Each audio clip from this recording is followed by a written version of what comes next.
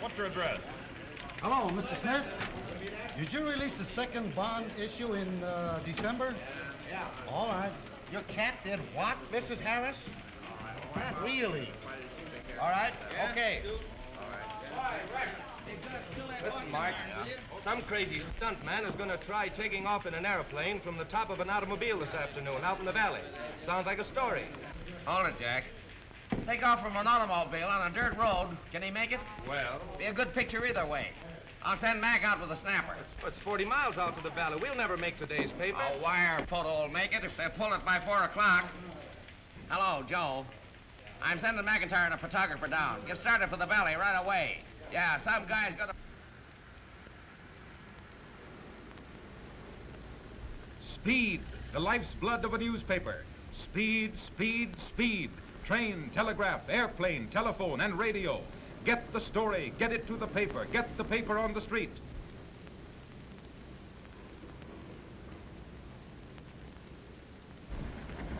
What time do you start, Marvin? Right now. Better warm up the machine, Ed. Ready for a hookup.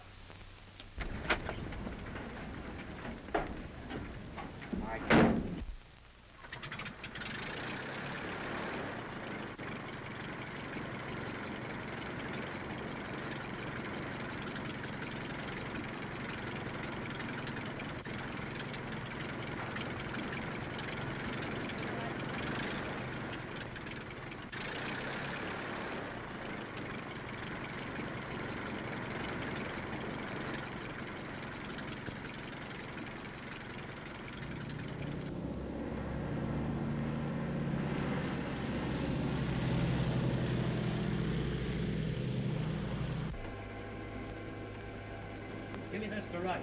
Okay, lights out. Every available development of science and engineering has been utilized to get the story to the reader in the shortest possible time. And now, the latest miracle of news gathering, sending pictures by wire, has lifted the curtain on a new era in newspaper history. Traveling almost as fast as the telephone story, wired photos now go across the continent with the speed of light. Long-distance supervisor, I want a clear circuit to the Daily News for picture transmission.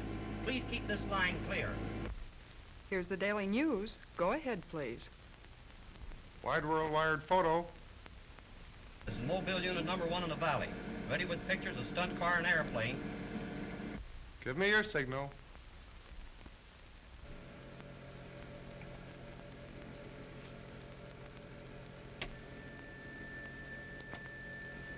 Although it took years to perfect, the technique of sending pictures by wire is comparatively simple. It's not a matter of sending the whole picture at once, but of separating the picture into fine lines, sending those lines over a wire and assembling them at the other end. Let's suppose we have a picture or a pattern which we want to send to another location, and the only way to send it is through a small tube. For our purpose, we'll make this picture on closely wound string. Now, if we start at one end of the picture, taking it line by line or string by string in proper order, we can run the string through the tube and assemble it at the other end, line by line, until we again have the original pattern. That is exactly what we do in wired photo transmission. But we now take the picture apart electrically and translate it into units that we can send over a wire. The units are lines, all of the same width, but of different tones of gray. If we have a given number of lines in a given space, the tonal value of the page, the difference between dark gray and light gray, is determined by the density of the lines. If the lines vary in density, they will form a pattern. Instead of changing lines into a pattern, wired photo transmission is simply a matter of breaking up the pattern or picture into lines. This process is called scanning. A light is focused on the picture, and as the drum revolves, this light scans the picture from top to bottom on this line. At the same time, the drum is moving slowly along in front of the light, so that every part of the picture is scanned. If we stop the drum and look inside the case, then remove the condensing and amplifying apparatus, leaving only the optical system, we see that as this light strikes each part of the picture, it is reflected back through a lens and an aperture.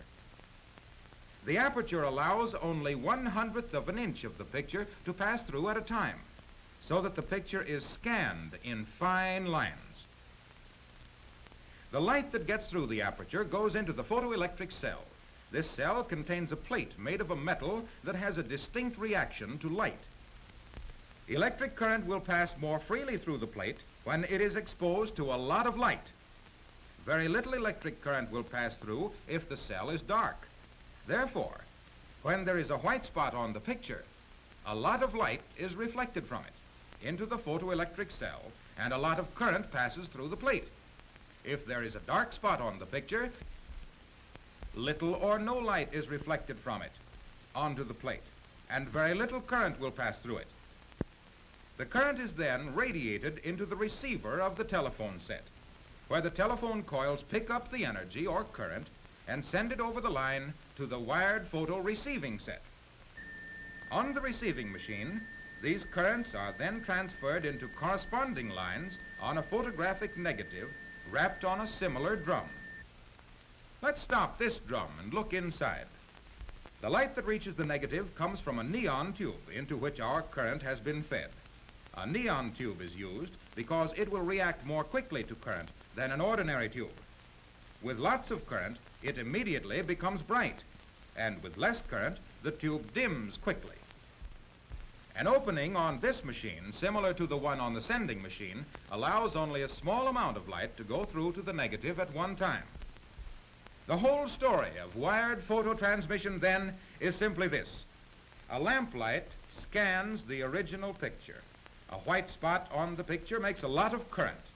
Lots of current makes lots of light on the receiving machine, and so exposes the negative more heavily at that point. A black spot on the picture reflects no light back into the photoelectric cell, no current passes over the telephone line, the neon tube remains dim, and the negative is not exposed. We have merely unwound the original by lines in terms of lights and shadows, and wound it up again on the negative.